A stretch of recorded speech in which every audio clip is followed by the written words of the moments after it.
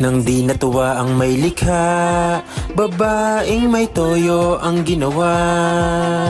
At may oras na magugulat sa kanya sobrang topa. At pag hindi ka nagsorry, magbabago siya ng ugali. Kaya isang mali mo lang, magagalit mang aawa.